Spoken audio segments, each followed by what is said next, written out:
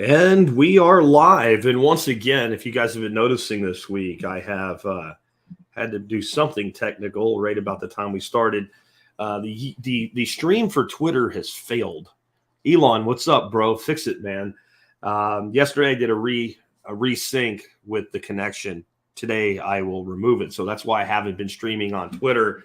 Anyway, we are on YouTube. We are on Facebook. We're on Bitcoin Breakout YouTube. That wasn't planned. We'll just leave it there. We're on Float and Odyssey. Of course, most of you guys check in from YouTube. And we are on Twitch as always. So I just want to remind you guys straight out of the gate here, especially if you're watching this video in the future after the live is done, just because you see my logo or something like that down below doesn't mean it's me. In fact, it probably isn't if I'm asking you for any information or, hey, let's connect on WhatsApp or some crap like that. And that's all my social media. There's so many people out there that are, they're just scum and they're seeking to scam you, and they try to use trusted people to get in touch with you and pretend to be them. So if you want to get in touch with me, do that by email. If you can't figure my email out, I'll probably say it during the show, but if you can't figure my email out, you probably don't qualify to communicate. It's pretty simple. It's called thesurvivalpodcast.com, and my name is Jack. It's not hard to figure out. Anyway, what do we got today? This is a fire and brimstone episode. If somebody turned you on to this and you're like, who is this crazy conspiracy theorist guy? I'm not a conspiracy theorist. I am a guy that just pays attention to what's going on. And if this isn't your cup of tea, go dig through, because we talk about everything: self-sufficiency, self-reliance, independence, and personal liberty here at the Survival Podcast. And I only do shows like this because sometimes we really need to, and because my audience tends to enjoy them. So what do we got today? Well, we're going to start out with something that doesn't seem like it's linked to the rest of the stuff in the lineup, but I assure you it most certainly is. Over the last 50 years, sperm counts have dropped 62%, and there's more than that going on. But there is a massive decline in our ability to reproduce. And I'm not one of these people that's like, hey, we should all have 47 kids or something like that. But when you build a society the way we have, based on social programs that exist as a Ponzi, and your reproduction starts going down, it creates problems that we are not prepared to deal with. Well, problems we're not prepared to deal with today, ladies and gentlemen. Layoffs are coming hard. I'll tell you who just did layoffs before Christmas that is not generally something that you would expect to see or anything I've ever seen before. And I'll tell you about the layoffs that I've been forecasting for a while, and exactly what I said at the fall workshop to everybody that was there over and over again. And then, boom, this hits, just almost like I actually know what I'm talking about or something. Then Texas has invoked the invasion clause. Is that like a new Santa Claus movie, The Invasion Clause? Now, Greg Abbott, Texas's governor, has invoked the invasion clause, which gives the state power to do certain things with regard to people crossing our border that normally would be only under the purview of the federal government. On many angles, you could look at this and say this is another Abbott publicity stunt. There's another angle here, though, and we'll talk about that today. And then I said there would be a red wave. I really thought there would be a red wave. There was a red ripple. What happened? A little bit on that, but I'm also going to talk more about the fact that the House is going to the Republicans, and the ass clown circus is fixing to go into full tilt mode. Then we'll get back into this fire and brimstone. Food shortages are not going away, but you probably won't starve. United States anyway. Might go broke, though. We'll talk about that. We'll talk about some of the lies, because they tell lies. The lies that the media is telling you about bird flu. The bird killed millions of birds. No, people killed millions of birds because they react to the bird flu like we reacted to the chestnut blight. Just cut them all down. That'll save them. Almost like it's planned or something. And we have the fuel shortage. It's a little better. Still sucks. It's exactly what Nicole, John, and I told you a couple of weeks ago would happen. We had 24 days left of diesel fuel. Now we have 26 days, 2 weeks later. What's going on? Yeah, we actually keep making it. But the headline I have for you today will not exactly fill you with confidence. But we'll hold off on what it is. Real estate is heading straight into the shitter. I'm not even Kidding. Do you know that like almost 40% of real estate agents couldn't pay their own mortgage or rent last month? That's not a good sign now, is it, children? No. Next up, we have the Federal Reserve wants you fired and says you can't have a raise. I'm not kidding. They hate you. They are your enemy. And then I'm going to say just a little bit at the end about self-custody of Bitcoin. Think of it like Bob Barker. Yeah, I can find the Bitcoin discussions to the Tuesday Bitcoin breakouts for those of you not into it. But Bob used to say at the end of every Price is Right, spay and neuter your pets. It was an important message. It'll be kind of something like that. Anyway, before we do that, let's go ahead and hear from our sponsors of the day. Sponsor day number one today is Nicole's Sauce. And I'll tell you what, this is something I really think you're going to want to know about. And you only have a couple of days to sign up for it. November the 19th at 11 a.m. Central Standard Time, Nicole and John Bush will be putting on together the Power Pantry Workshop. This is an awesome webinar. It's 4 hours long. It goes through Nicole's complete program for turning your pantry into a grocery store in your own house. It's got a lot of additional bonuses built into it. It's hundreds of dollars in value. This one is not free, $97. And you know, if Nicole's going to put her name on it, it's going to be rock solid. There's links in the video notes below or later on when the audio goes up. There'll be tons of links over there for you guys. Additionally, those of you listening to the audio only, just go look up episode 3201 and you can sign up for that workshop. You can sign up for it if it hasn't yet expired, because you only got 2 days to sign up for it. Again, because this goes off on the 19th. Here's all the bonuses you get. Just awesome. Definitely something that you want to check out. Sponsor day number 2 today. Not really a sponsor, just something I want you to know about. I've been telling you for a long time now, if you don't use the Fold card, you hate money, because you're going to spend the money you're going to spend anyway, right? Then you're going to get Bitcoin back. And Fold just got better. They are now allowing you to buy Bitcoin on Fold. I bought $50 worth to see how the process works. It went right through. It was super easy. Not available for withdrawal yet, though. It says it's pending. So I have a question into them about exactly how long that is and some advice, like tell people before they buy so you don't have Russell Jimmies everywhere. But on the Bitcoin back, man, it's just the way to go. And right now, if you go to thebitcoinbreakout.com/fold, you'll get on this page right here that I'm showing you. Use this link to sign up. You'll get 20,000 free sats. 20,000 free sats the day you sign up. I don't even know why you wouldn't get the Fold card when you can get 20,000 free sats just for signing up and start making money based on spending money you were going to spend anyway. I think that's awesome, and I think you should totally do it. So what do we got up on the docket first today? Again, we're going to start off. And I said, this is almost like today's entire show is almost like a bad Hank Williams Jr. parody song, right? The interest is up and the sperm count's down, and you're going to get laid off if you work downtown.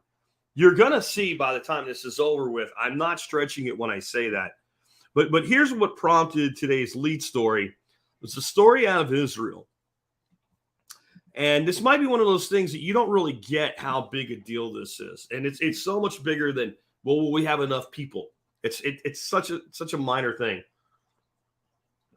The average male's sperm count, rectified for age, has declined by 62% over 50 years, a little more than 1% per year. And if you go in and look at the underlying data like I did, you'd see that decline, like it accelerates in the 70s, 80s, and 90s. So most of the loss isn't in the first 10 to 20 years. Most of the loss is in the last 20.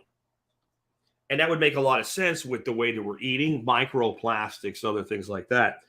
I also think, and I know people think this is where they think I'm a conspiracy theorist. The goal of the people that run the planet is for there to be less of you. You are the carbon that they want to reduce. And if you're in a place where you want to reduce population, you can let's look at it like a company that we need to get rid of some workers in. There's a couple different ways we can reduce our worker headcount. if we have an aging worker population, right, and we're going to have a certain number every year that are just going to retire, and if we make the work environment for certain people a little inhospitable, they may go seek their fortunes elsewhere. And then we can just have what we call a hiring freeze. So we let attrition happen, and we only replace people that leave that we absolutely have to replace, right? We just go, okay, that guy was key. We need someone that can do that. And there's not someone internally, and we make an exception to the hiring freeze to fill that back in.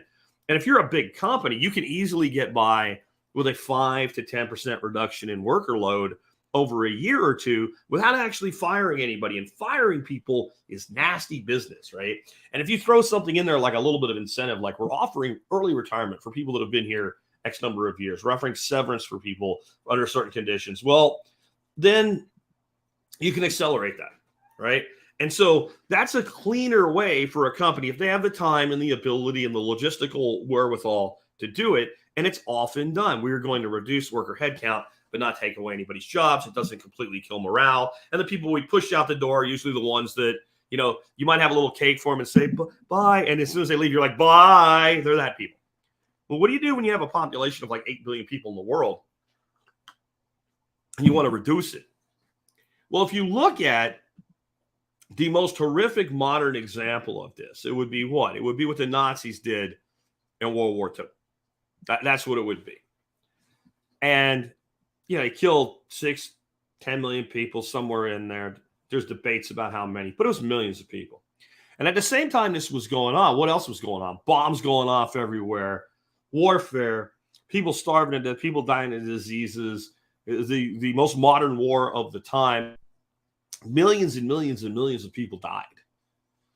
Have you ever actually looked at a population of the world map going through World War II? For all that death, it's barely a divot. It didn't really do much to change the population curve.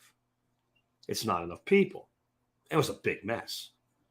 So if you actually want there to be less people, let's say 50 years from now, the easy way to do it is to reduce reproduction.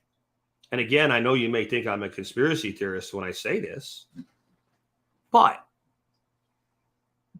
wouldn't convincing children that they're not really the sex that they are, so they have some sort of sex change, actually aid that agenda?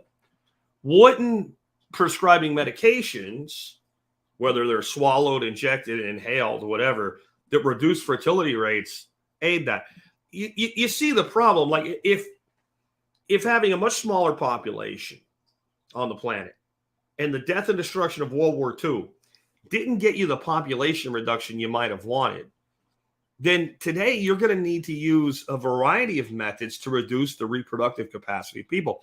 And I don't have the source in today's show notes, but you might be thinking, well, Jack, again, you're always saying this, but we've known there's a reduction in population and replacement population in the Western world, specifically Europe and North America, for a long time. But the developing world, the replacement number of 2 kids per woman is dead in the Philippines, folks. That just popped up on the radar today. The reason it's not in the notes is it showed up after I had the notes all done for today. But there's a bigger issue here. And if you read the article from the Times of Israel that I've used as my source, they pay mention to it. Sperm count in men is a leading health indicator.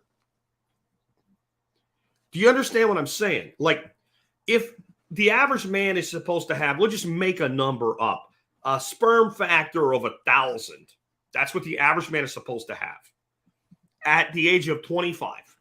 So we rectify it for age. And the average man has a sperm count of 450, which would be about what this says, at the age of 25. Something's wrong. Something's wrong in the overall health of that man. And I guarantee you, if we correlate it with a drop in testosterone that makes men actually act like freaking men, stand up and not be passive, I bet that number we'll find some correlation between the drop of that. We know that number's down too. Now, why would you want to do this? Well, one reason would be you want less people. But what do I keep saying the overall writing goal is of the power elite when it comes to the masses? Domestication.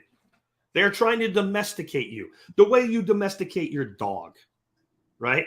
I have a 100-pound pit mix. If that dog was a wild dog and 3 guys physically tried to attack that dog when he was in his prime, he would have killed all 3 of them in seconds, right? But he climbs up on the couch with me and I rub his belly. This is okay for a relationship between a dog and a man, right? To have that dog be domesticated like we domesticate cattle. Most cattle, unless something's wrong, you can walk up to them. You can scratch them behind the ear or whatever. And they're like, whatever, move, right? You can eat their buddy. And they're like, hey, I'm okay with that because you didn't eat me. Hopefully it won't beat them. They don't even know, right? Domestication. If you want to domesticate the human being, you have to do 2 things. One, you have to put the female into a role where she feels dominant even when she isn't, and at the same time feels safe, privileged, and protected. And if you don't get that, I'll just say this. You think a male dog is dangerous? A female dog with pups or even in heat that thinks she has pups that doesn't is the one that will kill you. All right? So you have to make that inner protective woman nature of the human child. You have to weaken it to the point where maybe they don't even want children anymore. You have to put them in a pseudo-male role, and at the same time, they still need to feel protected and secure so they don't kill you. Right? I'm not saying you're weak. I'm just saying, women, there's a different trigger mechanism to cause a woman to kill you than a man in general.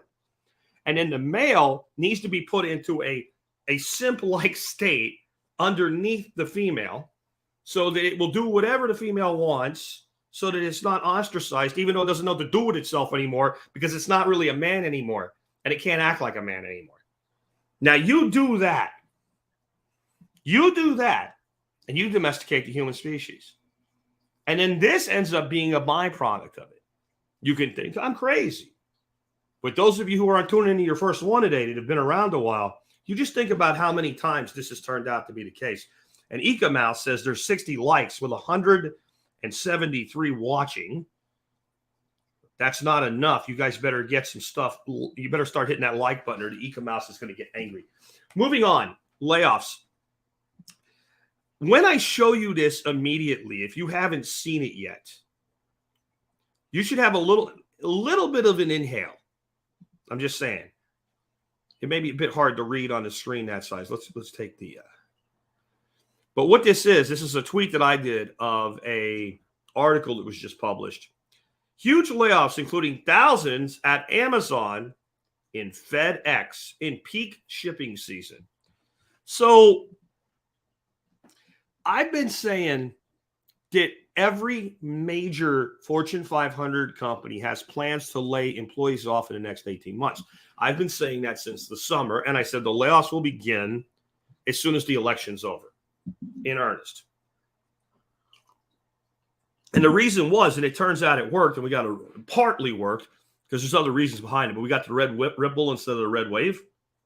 It was to hold on because, trust me, these mega corporations, they want Brandon in charge. And it's not Brandon that's in charge, right? They want the Democrats in charge right now. They want utter chaos. They don't want anything reined in. They want free reign to pull all this shit. So the layoffs are coming. And this is canary in the coal mine, guys. You have Amazon, the biggest things company in the world. There is no bigger things company than Amazon, right? It doesn't exist.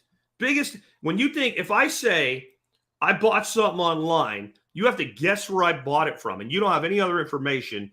Your odds are best if you just say you probably bought it from Amazon, right? We're a couple weeks out from Thanksgiving, week and a half now. Get your turkey ready. We're 6 weeks out from Christmas. This is the time if you're in retail and you're in shipping. Now, there's an interesting thing. Amazon says you're getting laid off, but you got 2 months to leave or find another job internally. In other words, they're holding their people long enough to get through this if you'll stay when you know you're fired. You might stay when you know you're fired because Christmas is coming and you got to pay the bills, and it's going to suck to lose your job in January, but it'd suck more to lose it right now. And so it was a safe way to get ahead of the curve. I don't care what they're doing. When you have Amazon laying people off a month and a half before Christmas, that is not a good sign. And when you have one of the biggest shipping companies on the planet, FedEx, laying people off. Now, somebody said, yeah, but FedEx lost their contract with Amazon. Oh, I'm sure that's part of it, but not everything comes from Amazon. And by the way, Dead Rider saying UPS cut hours. So you have UPS cutting hours, FedEx cutting jobs, Amazon cutting jobs before Christmas. And if you start looking, it will start to shock you how many places have announced layoffs. I'm going to hold off on exactly what's going on with that till later in the show, because there's a reason this is happening, and it's not the reason, as always, that your TV will tell you. It is because we're going to a recession, if not a depression. But the why is something that people right now largely just do not understand.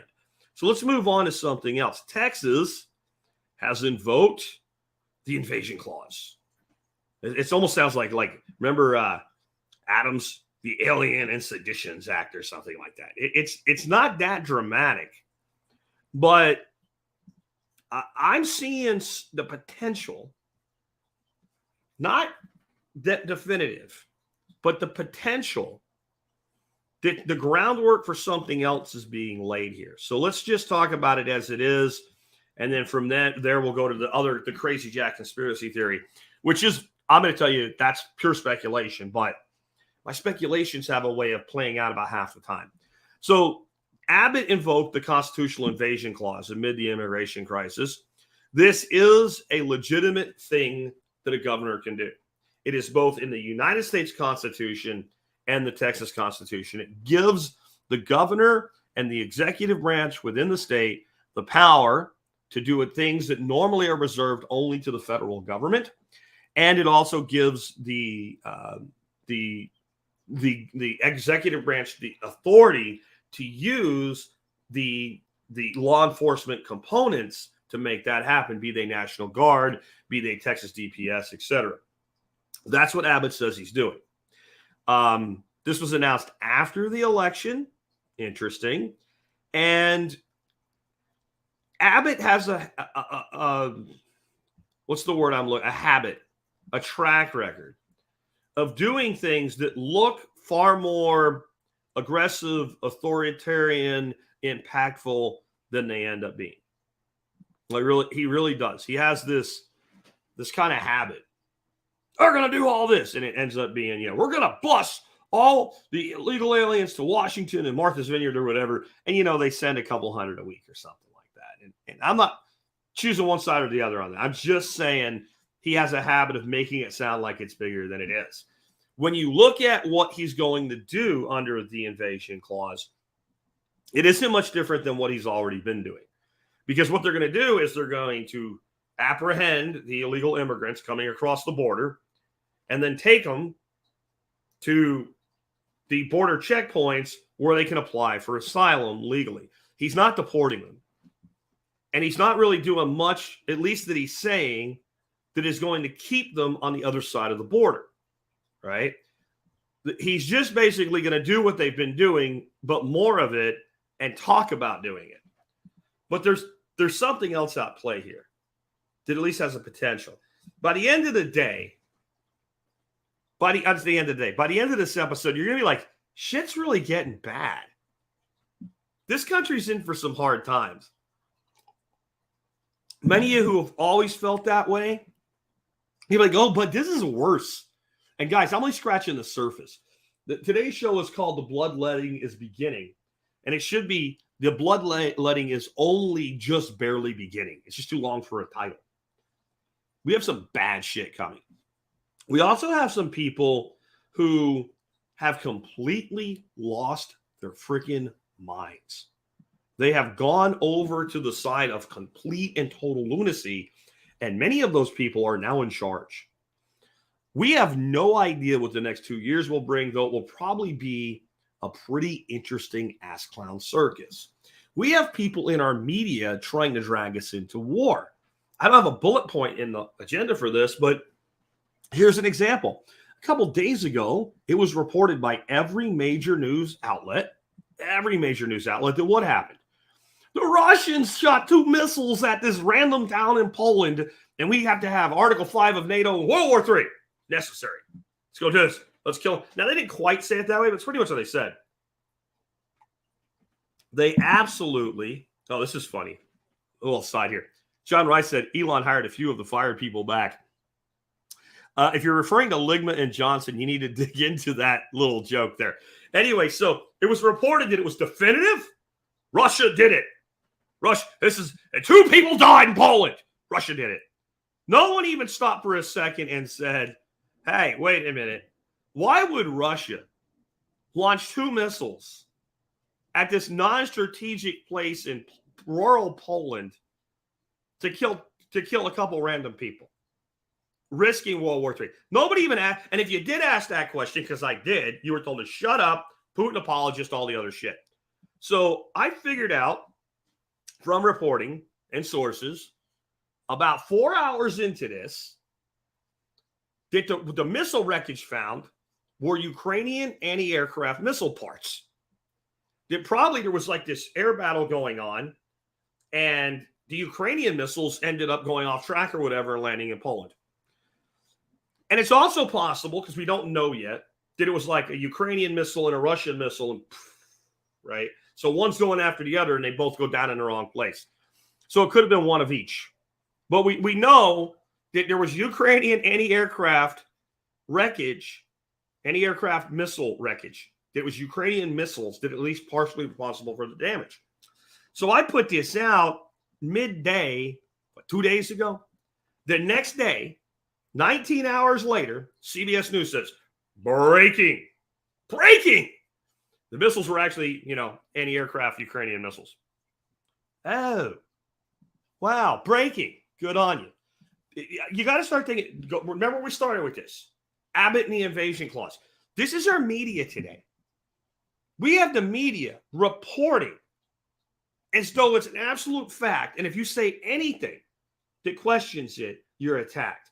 We have people that really think it's okay to cut the breasts off a 12-year-old girl for gender-affirming surgery. We have people that have lost their minds all around, and many of them are in positions of power. I think it's reasonable that a state like Texas might just start creating its own Plan B passport. And yes, I'm talking about secession. Do I think it's highly likely? No. But do I think this might be playing into, hey, you know what? If everything really goes sideways hard, maybe we need to have an escape clause. Maybe we need to have something in place and starting to lay the groundwork of asserting a state's border sovereignty is one way that you might do that. And I think there's 2 camps of people that live outside of Texas, and both of them don't understand the reality on the ground here. I think there's one camp that thinks Texans are like, let's just secede right now, damn it. Like if you held a vote, it would be 85% tomorrow. That's not the case. And there's another side that thinks it's only a tiny portion of Texans who think this way. If you live here and you just have random conversations with people, I'm telling you that a huge number of people in this state that aren't like, let's just do it, are totally open to the possibility. And I bet you it's 10-1 over any other state in the country. If you went into Pennsylvania or Georgia or even Florida or California and started actually talking about this, even if the person was like, yeah, maybe we should, like as soon as they realized you were serious, they'd be like, no, wait a minute here. Wait a minute. Texans are just different. And I think there's a lot of the country that's kind of fed up with this other part of the country telling them how they have to live. But if you're going to be dragged into things that we don't want to be part of, And we have enough resources to not need you. Because the reality is that the country takes more from Texas than Texas gets back, period. There isn't anything that Texas needs that it can't either produce for itself or buy from someone other than the United States. It might be tough in a certain few areas and whatnot, and there's no reason we couldn't have commerce with the United States after this was over. Because you kind of want to do business with a nation with 30 million people in it that's right on your border. So I'm not saying this is going to happen. I'm just saying keep an eye on Texas laying the groundwork to move forward with this if necessary. What would be if necessary? Well, you have a brain-damaged senator and a brain-damaged president catalyzing the United States into a war while we're in the middle of a depression, and we don't want to be part of it. That would just be one. There's a lot of reasons. There's a lot of reasons that things could head this way. And I'm telling you the other side of it. There's more undertone of it than there's ever been. And I've been here a long time. I've been here since 1993. And I've never heard more local kind of rumblings about maybe we just don't need to be part of this anymore. And I'm not talking about just my good old boy friends and shit. I'm talking about when I go out and about and I just kind of have my ears open and I listen to the conversations around me at a restaurant or a bar. I'm talking about it like that. And even if nothing comes of it, when you start to see this, when you start to see this happening, it is a bellwether for the direction of the country. On that, there's been a lot of talk about food shortages. A lot of people in this space have told you, you're going to starve you to death by January. You won't have any food. And I've said, no. But there are going to be food shortages. And it's going to result in an increased cost. And some of it is orchestrated. The article I have up for those in the video right now, 5 food shortages that will impact your wallet this holiday season. I'm going to skip their BS here, but here's what they say we're going to be in short supply on. Wheat. It's all because of the war in Ukraine. The United States is the breadbasket of the world, but it's all because of the war in Ukraine that we're going to have a wheat shortage in the United States. Yeah, okay. First of all, most of the wheat production in Ukraine has continued onward. There's not a lot of shortage of that. And there's no problem getting wheat out of the west side of the country. So that's bullshit. But wheat is kind of an important lettuce shortage. How the hell could there be lettuce is up 400%. Maybe some of you guys really do need to start those little hydro and aquaponic systems or soil-based systems growing salad greens for your neighbors, because 400% lettuce was expensive 2 years ago, 3 years ago, 4 years ago. It's the highest dollar crop you can grow. They don't really give a good explanation except for there's a labor shortage, which don't worry, we're fixing to fix that. Butter is because we are 10% down month over month. They don't really give a good explanation of that, except, well, you know what? They don't really want us eating animal parts, any animal things anymore, do they? Eggs. This is it. The avian flu cured near record levels of chickens and turkeys in the U.S. this year, Reuters reported, lowering egg production and pushing up prices in grocery stores. Can I just say bullshit? Can I, friends and neighbors? Is it okay if I say bullshit here? Do you feel me when I say bullshit about the reason we have a shortage of eggs is because of bird flu? Who here believes that? Who here believes that millions of chickens were sitting there popping eggs out of their ass, did a chicken sneeze, and fell over and died? Who believes that? Because if you believe that, I don't know why you're here, right? You probably have had 47 jabs by now, and you're still wearing a mask if you believe that. Anybody want to tell me what they think killed millions of chickens this year before I say it? Because the next item on the list, I'll skip ahead to the next item on the list while I give you guys time to say it, is turkeys, right? So because same reason, a turkey, you're going to pay more for your Thanksgiving turkey because the bird flu killed all the turkeys, just like it killed all the chicken. Who believes it? Tom says government. Jeff says COVID. No, bro. Smoz says the government. Katie says the government. Where's Tom? I lost Tom. Tom says the government, right? USDA, that's the government. I'll give that an A+ answer, right? Oh, like the random dude in Wuhan laying on the sidewalk dead. Yeah, right? Killed, fearing government. The state asked them, but actually it was the farmers. That is an A+ answer from Cynthia. So the media will relentlessly report this. They will relentlessly report that the bird flu killed the birds. What actually happened is if they tested a bird and it tested positive, right? We all know how that can work out. If they tested positive, they said, hey, you got to kill every bird in this birdhouse. As though that made any sense whatsoever, right? As though that made any sense that we will save the birds by killing all the birds. But it was worse than that. What they said was, well, this birdhouse had a bird in it that had the bird flu. So all of these around it, we need to kill all of these too to keep it from spreading to that one over there. Oh, shit, we found one over here too. Kill them next. Ignoring the concept that these birds are capable of actually recovering from this illness. And if you allowed it to happen, then what you would end up with is birds with resistance to this illness, right? How many people here keep birds, right? You keep birds. Just say me in the comments. And I'll keep going on this while I wait for those me's to come in. You know, I keep birds. I have about 50-something total birds. I have had birds die because bobcat ate them this year. I have had birds die because a hawk ate them this year. I've had a few birds lost this year. And here come the me's. Matthew keeps birds. Iowa Farm Boy, Hopper, Maritimer, Shit at the Fan Fitness, Jeremy. Just like, oh, it's like 260 people listening to the live stream now. And like half of them are saying me. There's me, hands up, me. I want birds, right? 47 birds for Danielle Roundabouts, right? Katie says, not me, but I buy from a homesteader friend. Okay, great.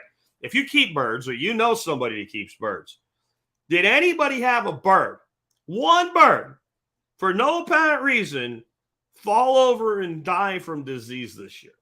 Anybody? And say, I had one die, if that's you. And it was no apparent reason, or you know it was the flu. No. Yeah, me neither. Now, most of you guys subscribe to like other homestead channels and stuff like that, right? And you follow all these people to the point where many of you even know the names of their birds, right? It almost gets personal with some of the creator and consumer relationships, right? Has anybody seen like, you know, a guy with 50 ducks or 100 birds or something like that on YouTube going, guys, it hit? It hit. All my birds are dying from the bird flu. No? So, forgive me when I say bullshit, okay? When the media comes out and tells us that millions of these birds died from the bird flu, and we have thousands of people, I can't even keep up with it now, right? Trying to show them on screen, saying, yeah, I got birds. No, I didn't lose any. Are you smelling bullshit? Are you smelling chicken shit? Because that's what these people are. They're chicken shit. Have you seen anybody in mainstream media challenge any of these pea brains? Really? Millions killed the chickens. Well, how come none of my friends that have chickens had any of their chickens die? Do we have like a hemostatic bubble around our little farms? Do you think maybe it was just a complete incompetent or malicious or both overreaction by government? Either way, I don't buy it. And if you do, I just don't know how you believe anything these people say. Next up, we have diesel shortage. We've been talking about this 3 weeks ago. Tucker Carlson came out and he said, what? This country only has 24 days worth of diesel fuel left. That's 3 weeks ago. Somebody help me with my math. I'm still not completely recombobulated after doing the workshop last week, so I could be wrong. I think 3 times 7 is 21. So I think that was about 21 days ago that we had 24 days of diesel fuel left. And the reserves right now sit at 26. Did I get the math right? So we've actually increased our reserve a little bit. And this is why I said this was being reported by Fox News and by the prepper media and the alternative media in a completely yellow journalistic type of way. When you have this much reserve and you're making production, that doesn't mean you're going to run out at the end of that period. It's how much is in the battery. It's how much is in the battery. And it's normal for us to have, 40 to 60 days in the battery. So being down to 24 days is not good. But running out in 20, you see how you got to be careful.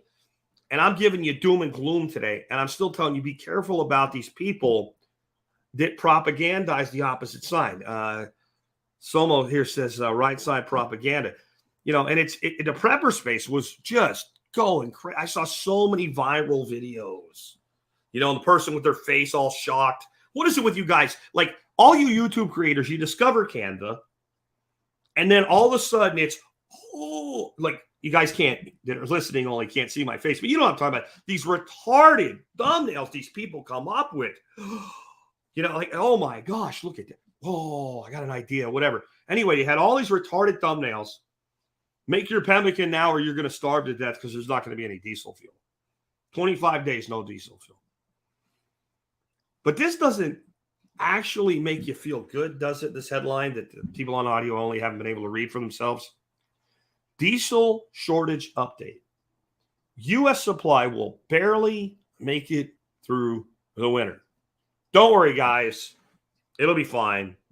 We're barely going to make it through. Do you know what barely going to make it through means? We will make it through pretty much unscathed, other than shit will be really expensive unless something goes wrong. So when you say we will make it through and you use the word barely, you're inferring that nothing else will go wrong over this time period. Like, you know, we're getting late in the year, but you could still have another storm, some sort of terrorist attack, the war in Europe going kinetic, Poland and Germany entering the war, something like that. You know, something crazy that's never happened before, that there was a world war caused by Poland, Germany, and Russia. That never oof. So there's all kinds of things that could go sideways that cause that to not be the case, that will make it through. And then what does make it through mean? This is the reason I think we're going to make it through. There's going to be a lot less shit moving because you just saw Amazon, FedEx, etc. doing layoffs. You have to ask yourself,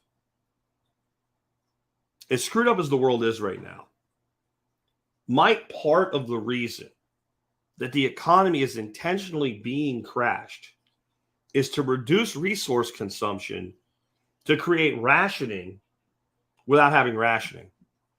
In other words, I don't have to ration you in how much bacon you buy if I reduce the amount of money you have and increase the cost of bacon. You'll do it yourself. It feels to me like that's what's happening right now. And as I keep going, you might begin to believe that might actually be the case. 80 Deuce Adventures, thank you for the $5 super chat. As always, folks, super chats are enabled if you're on YouTube, and you can send me one if you like the value I'm giving you right now.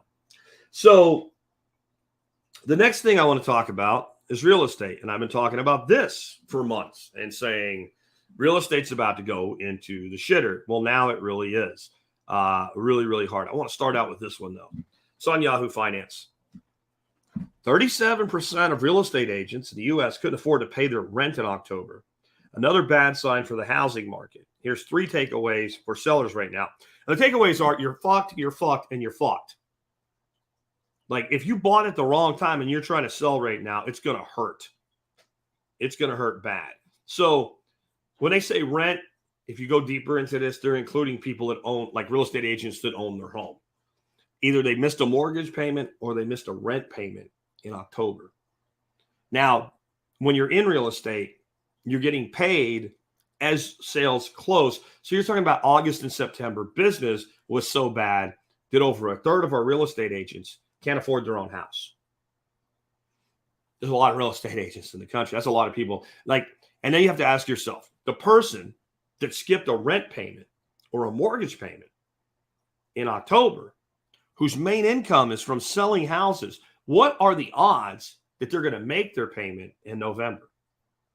And then if you look at a historically weak time for selling your house, Thanksgiving to Christmas to New Year's, who here's ever even sold a house by your own choice during that period of time?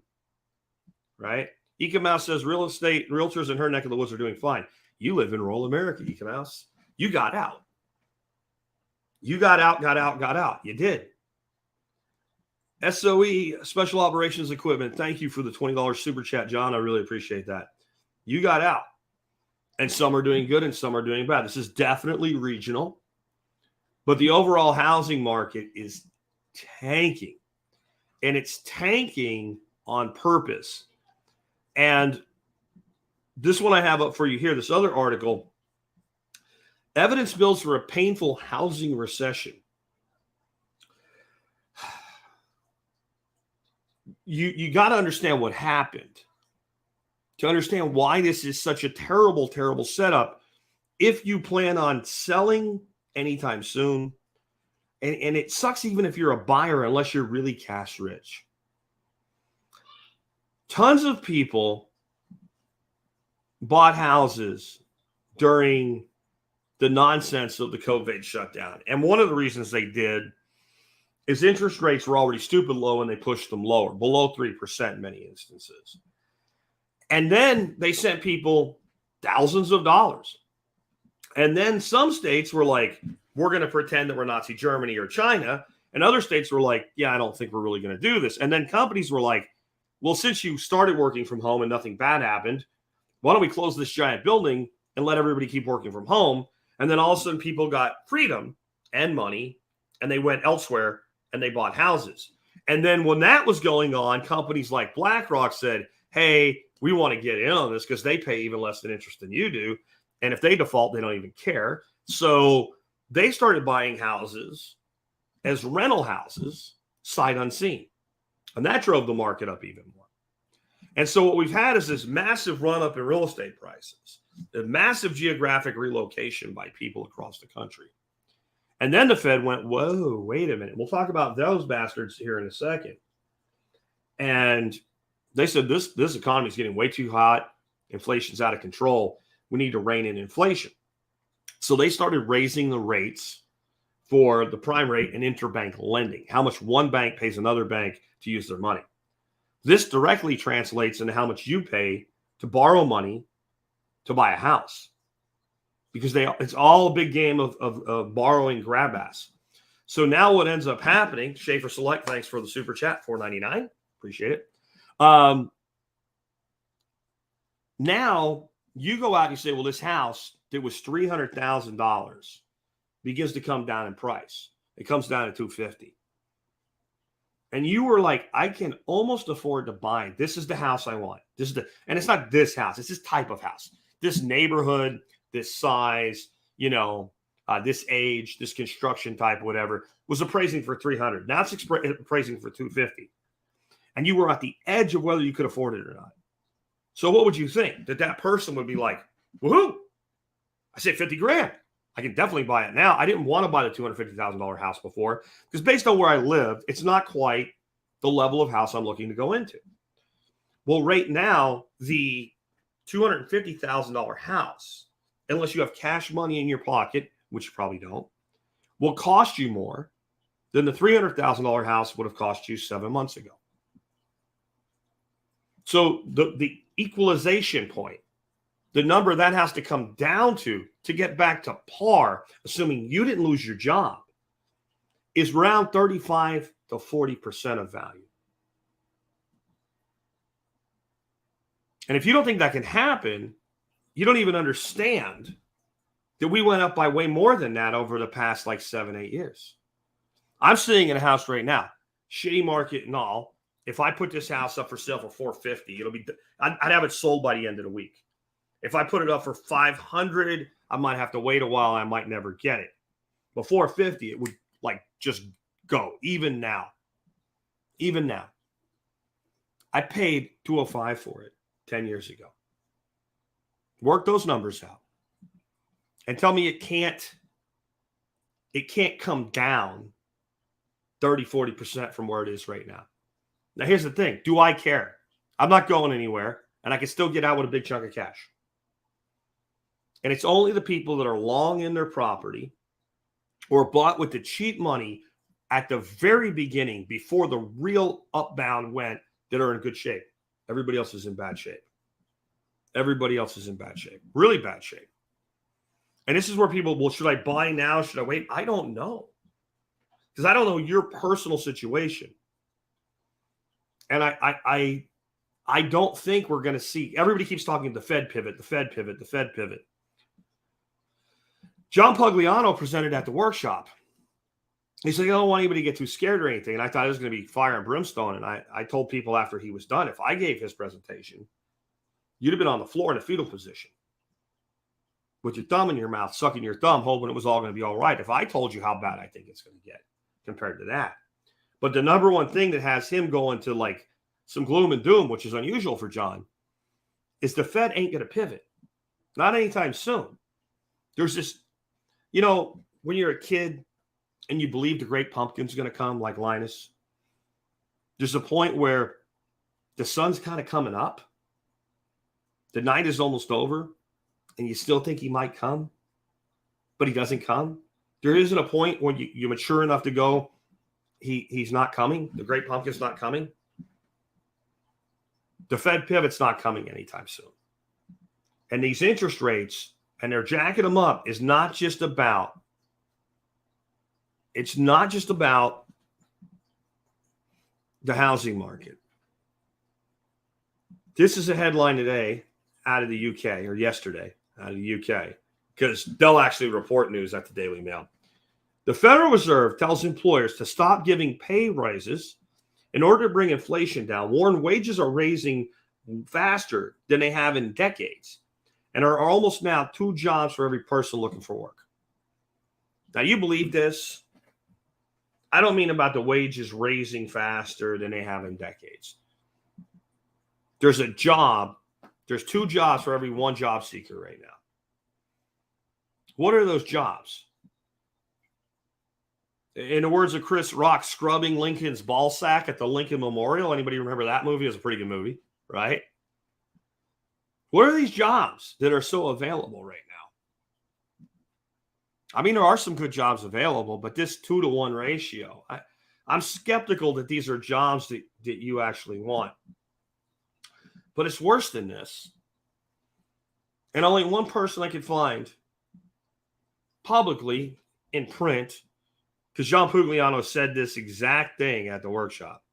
But Dr. Ron Paul, member of our expert council, this is an article he wrote a couple months ago. The Federal Reserve wants you fired. The Federal Reserve is now officially on record saying, we want you fired or to not get a pay raise. You have the Central Bank of the United States telling all these giant corporations, don't give your people raises. Well, what if they leave? We'll let them leave. Where are they going to go? Don't worry, we got this. Now, the Federal Reserve's mandate is 2 big things: a stable currency and a strive for full employment. This is the deal that was made with this devil. That if we gave them control of the monetary system,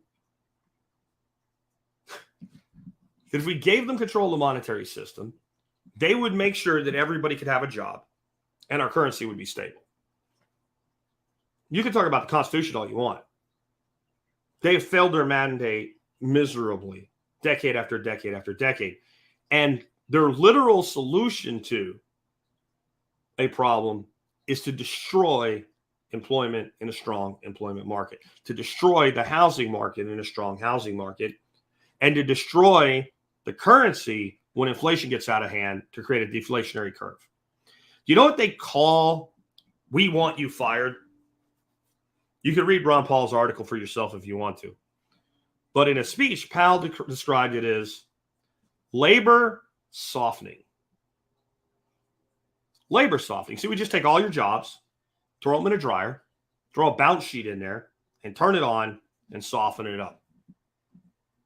That's code for we don't want the employment market to be so good. We don't want people getting raises. We don't want people. And what is their real target, if you dig deep enough? 2 to 4 million people losing their jobs in the next year to year and a half. That's their goal.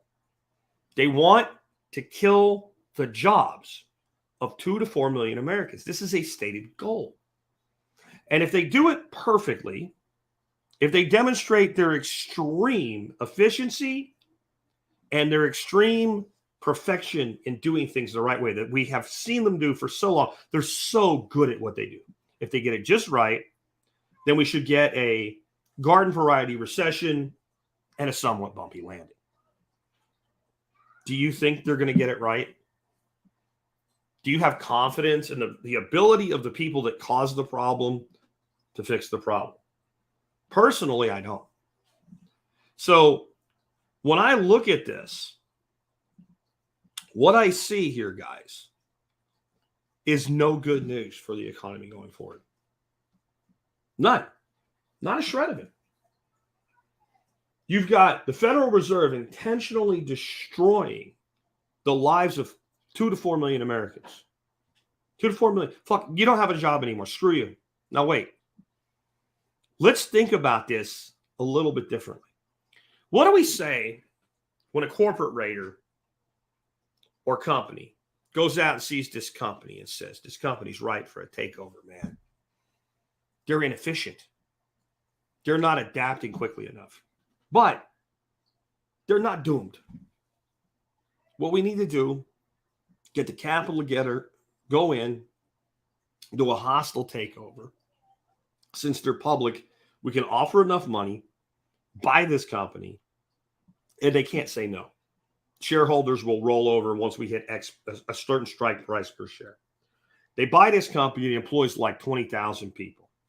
They go in and say, look, you've been losing money for 5 years. That's why we were able to buy you. And so what we're going to do, we're going to do a reduction in the workforce by 40%. We're going to get rid of 40% of people, cut that down 60%. So what is that? We have 40% of 20,000, 8,000 people lose their job. How does that get reported? These evil bastards ruin the lives of 8,000 people. So they got rid of 8,000 people in a failing effed company. And they're evil for it. They targeted a specific company that played by a specific set of rules, that was not able to thrive in the environment that it chose to play in. That probably would have been completely out of business if this hadn't happened in another year or two anyway. And maybe those 60% of people kept their jobs. But these evil, greedy, rich bastards destroyed the lives of 8,000 perfectly innocent people. None of them were incompetent in their jobs. None of them were quietly quitting. You know, maybe it was a spaceman and he went into a place like Twitter and did this. And it's evil and it's horrible. Okay? But these people can manipulate a number on a piece of paper called an interest rate, can print money at will, can expand and contract your entire monetary system whenever they want to. And they can intentionally cause the loss of 2 to 4 million jobs. It's all okay. It's the price we pay to live in a civilized society. There's the dollar. The biggest weapon that will ever be used against you in your life by your government and by the oligarchy and by the corporatocracy is not a law. It is a policy. It is dollar policy. The single most powerful leverage tool that any tyrant can have is control of the money supply. This is why old man Rockefeller said, If you give me control of the money, I don't care who writes the laws. And so this is going to be, you know, the moment where I bring Bitcoin into a non-Bitcoin show.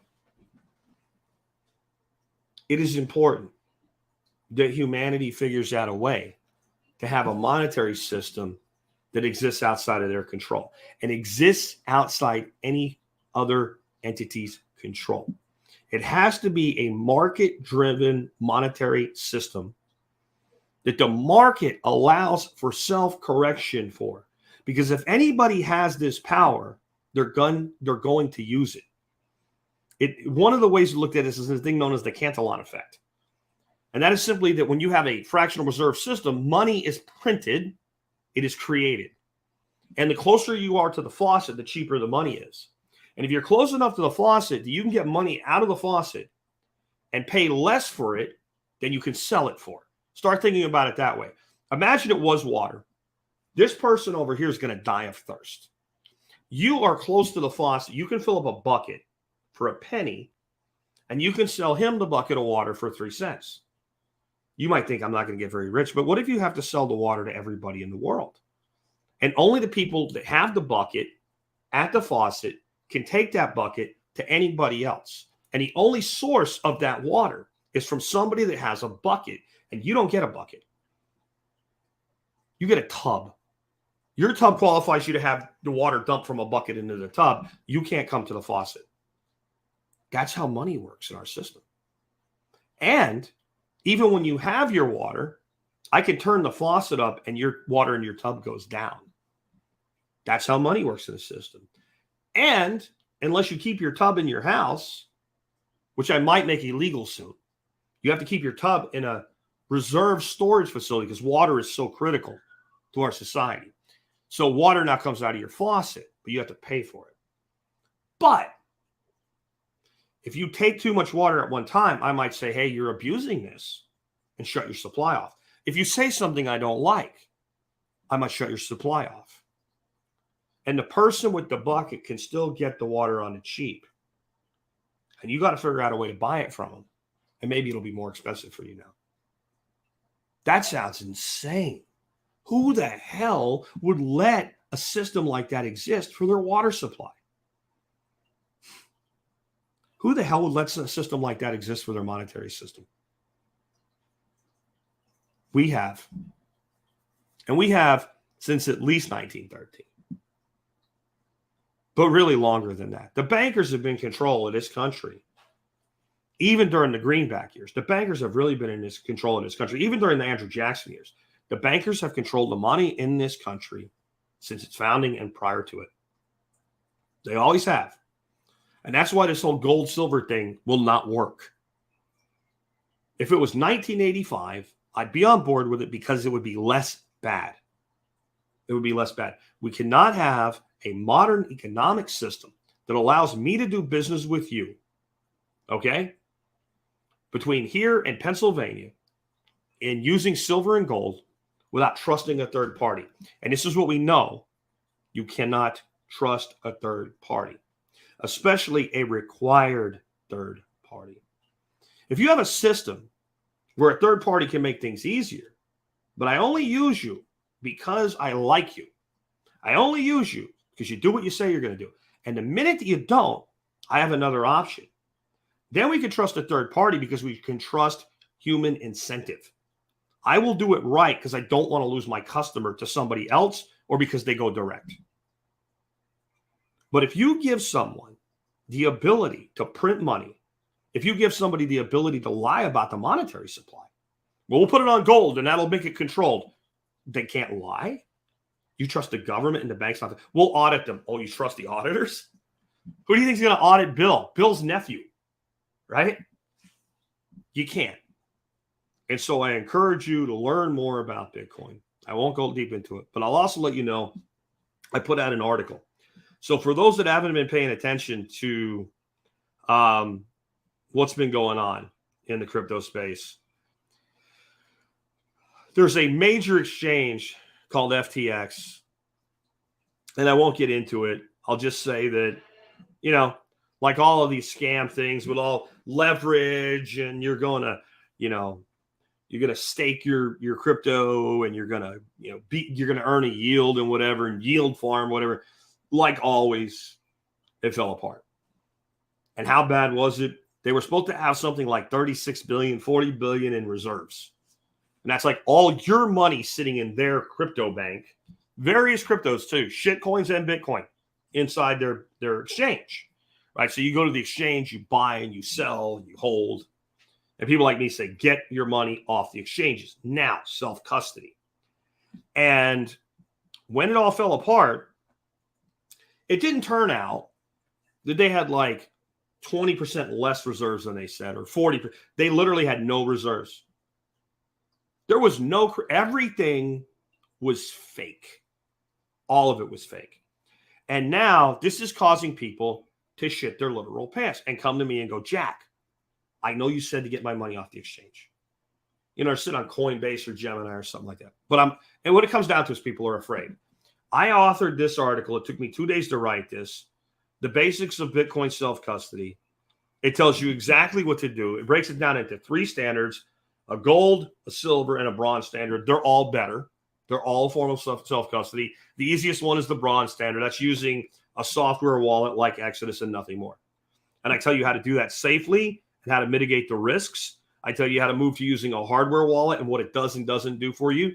I tell you how to do your own backup before you put too much money in a wallet, so you know how to do it and you know that it works. And I tell you even a little bit about why you might want to take the extra step of running your own node. And I say that most people are not going to run their own node, and I'm okay with that. I did not write this article for people who think like me, who know what I know. I didn't write this article. I said right at the beginning of this article that I didn't write it for the purpose of mental masturbation. So you could be like, I did all those things. I am a gold standard. I wrote it for a person who's sitting there looking at several thousand to 10,000 or tens of thousands of dollars in Bitcoin sitting on the exchange. And they're like, okay, I get it now. How do I take control of my own Bitcoin? If you're not going to hold your own keys, there's no point to owning Bitcoin. You might as well not.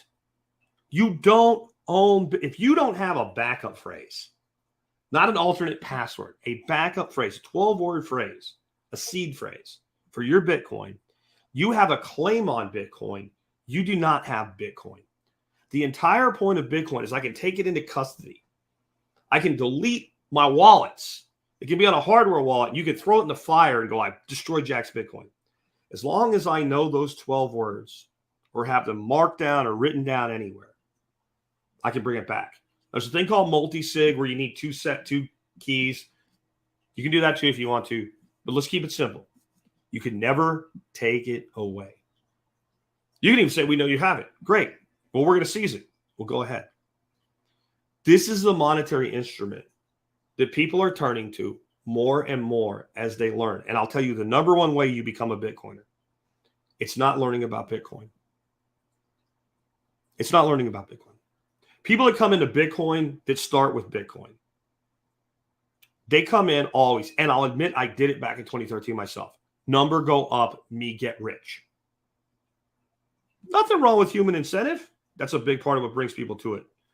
But if you really want to convince yourself that this is something that you should be doing, then what you start with, and this will shock many and not others, you start with the existing monetary system.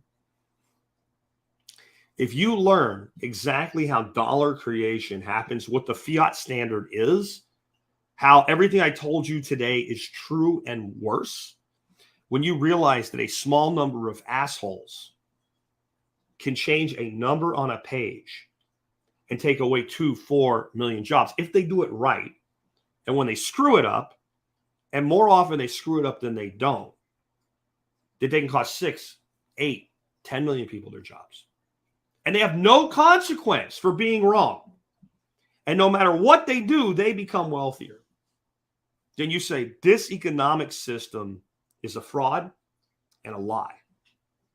And then you'll seek an economic system that's truth. And then if you take pragmatism and say, but I have to be able to do business with Jack and Bill and Tom and Dennis on the other side of it, then you'll realize this hard money that we think of in the form of metals doesn't work in an age of computers and networks and infrastructure and interstate and international business without a third party. And now you know you can't trust a third party. So then you come to the world of Bitcoin and crypto. And I won't shit on anybody who's still in the crypto space. Man, we always got to get the porn spammers right about an hour and 10 minutes in, don't we? Block user. He's gone, y'all. Anyway, so you get into that space. And if you start really investigating from there, you'll realize if your crypto has a CEO, it's not decentralized. If a small group of people or one can change the monetary policy on your crypto, you've recreated fiat. And I would say there's probably another one. All right, another porn spammer, block user. So then you'll find that like maybe there's one or two that are kind of sort of like probably decentralized for real. And the harder you tug on it, the more you'll realize, well, I have doubts that it's fully decentralized. Because again, if there's a place that is a government, I can send a cease and desist order to, and they can shut it off or change it or do something differently because I said so. It's not decentralized. And then when you fully understand how the Bitcoin network works, you go, wait a minute.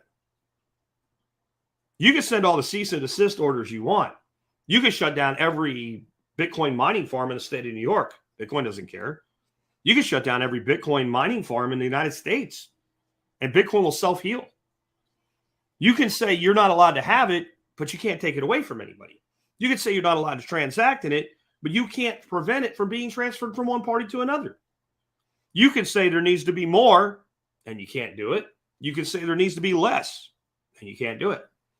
You can say that we need to produce the total amount faster, and you can't do it. You can invest $1 trillion of stolen money and set up your own mining farm, and no more than was going to come out anyway will come out. You might get it, but if you hoard it, all you do is make it all worth more money. And if you release it, then it just goes back to the way it was anyway. When you realize this, you start to realize there's not a lot of alternatives. And more people every day are waking up to this. So if you've never bought a penny worth of Bitcoin before, I said this last week, there will never be a time better than right now to get involved. Everybody contacts me. Everybody wants to buy when it's going up, up, up, up, up, up, up, up. It goes down. Everybody gets scared and runs away. This is an inverse logic. This is buy high, sell low logic. Remember, everybody that sells their Bitcoin right now, you know who you're selling it to? Somebody like me. I buy a lot harder the lower it goes. I still think we're not at an all-time low, or not the current cycle low yet. Don't care. Bought some Bitcoin yesterday because Fold lets you buy Bitcoin now. I bought $50 just for the hell of it. Whatever, fine. See how it works. I will never stop buying. But we're in these troughs. This is where you mint your future. And if you are holding Bitcoin on an exchange and you've been listening to me long term, I hate to put it this way, you almost deserve to lose your Bitcoin at this point. You've been told over and over and over. I said almost, not you do. You almost deserve to lose it because how many times can somebody tell you? So I wrote this article to take away all your excuses. I wrote this article, so if nothing else, you'll at least get a software wallet. You'll install it. I'm probably going to read the article as a short episode of Bitcoin Breakout, like an extra one, not a Tuesday one, like I'll just do audio only on. And I'll do some asides and some other things that you can still do. No, I don't still like the Jack's Liberty wallet because they don't update it anymore and they don't have any support. I've not recommended Jack since 2019, I think. I've recommended Exodus. It's not the best software wallet out there. I recommend it for two reasons. If you don't know what you're doing, I don't want to be your technical support. And Exodus has fantastic technical support. And many of you have chosen to continue to hold alternative cryptocurrencies. right? And since I recommended certain ones over the years and told you when I got out of them, if you still want to do that, I'm not going to crap on you. I'm not going to crap on you doing something today that I did 3 years ago. That wouldn't be right. So I want to recommend a product with good support, and I want to recommend a product that will hold anything that you want to hold. And I would tell you, if it's not an Exodus, unless it's like a privacy coin, you probably don't want to be holding it. You probably don't want to touch it because it holds almost everything. So that's why I recommend that. Whatever you want to use, you use. But get the money off the exchange. Get your money off the exchange. Get your money off the exchange. Michael says, how do you buy Bitcoin with Fold now? If you are a Fold, like special person, you should have already have it showed up. And I think they just rolled it out for anybody that has Fold Plus. So if you have the Fold Plus credit card, the better one, it should be already available. You'll know when it's available when you open your Fold app and you see an orange B at the bottom corner. You hit that, you buy it right from your balance. They're not an exchange though. I think they're kind of sitting there like Strike and staying in a legal loophole. You can buy it, you can withdraw it, but you can't sell it back through there. So it's a one-way process, which I like. All right, so let's wrap things up, guys. I hope you enjoyed today's show. If you did, please consider supporting us. You can do that by doing your online shopping at tspaz.com. Today's item of the day, I have it up on the screen for those of you in the chat. Pretty simple looking little thing. Looks like a plug. Plug one into an outlet, you get two power outlets instead of one. It's a splitter. It sort of is. It's so much more. This is the Thermocube. That comes in a lot of, let's call them flavors or temperature gradients. This is the most commonly used one in the prepper space. It's for dealing with the cold, like comes every winter, like it's heading right now. What this does is you plug this into an outlet, and inside it is a mercury switch. Yeah, a mercury switch, like those bombs and Lethal Weapon. Same concept. So that mercury switch, when the temperature gets to 35 degrees Fahrenheit, it turns a switch on that basically says, provide power to the female outlets. Did I offend a snowflake? Yes, those are female outlets. Provide power to the female outlets from the male outlet plugged into the other female outlet where the power comes from. Turn it on, and it stays on. And as it gets warmer and warmer and warmer, when it gets up to 45 degrees, it says, kill the power. And if it drops to 43, it doesn't come back on. It has to go all the way back to 35, comes back on, stays on to 45. So it's 35 to 45 degrees. When it hits 35 on the downside, stays on until 45 on the upside, keeps cycling. Why do you want to do this? Lots of reasons. But here's one reason I have them. I have a well, and I don't keep it in my house. It's outside. It's in a little well house. I don't heat my well house all the time. I really don't need it to be nice and warm in there. That would just attract more rats, honestly. So what I want is I don't want it to freeze in there. So there's two outlets. I have two light fixtures and two light bulbs and a Thermocube.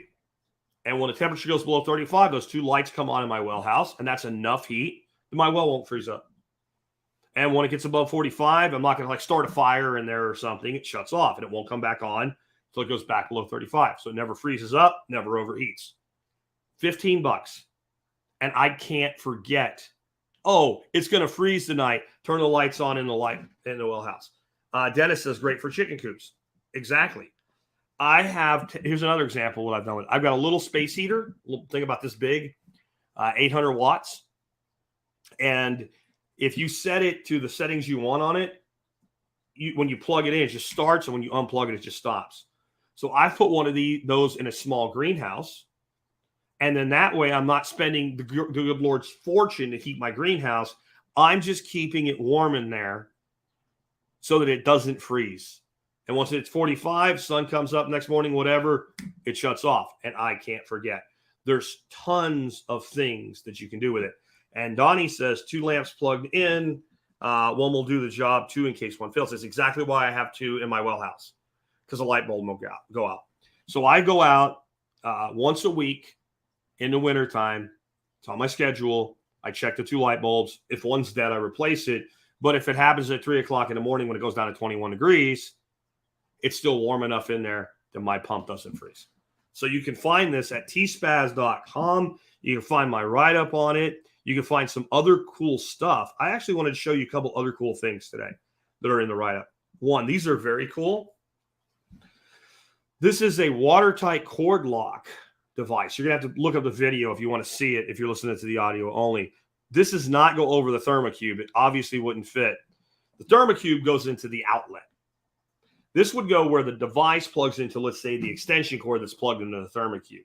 And that's out in the open, and it could get wet and cause a short and trip a GFI, and now nothing works, and now you're sad and you're angry and you're mad.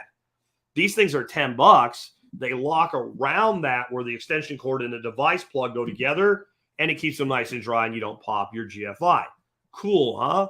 Here's another thing. Have you ever needed just a little bit longer cord? Just a little bit? Like, you didn't really need to go and get a 10 or a 20 or a 50-foot extension cord. You needed like a foot. Do you know they make 1-foot extension cords? You can buy them in a 5 or a 6-pack. And one of the really cool things that they can do for you, you're seeing right here, here's a power strip. I have these under my desk right now. You plug all your computer shit in, and it all comes with these big honking transformer adapters, right? DC AC adapters. And you plug one in, and it takes up 3 spaces.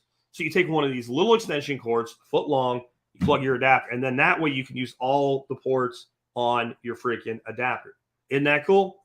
Well, if you're doing something with a thermocube and maybe you need a little bit more, and anywhere you need a little bit more length, by the way, these things are freaking awesome.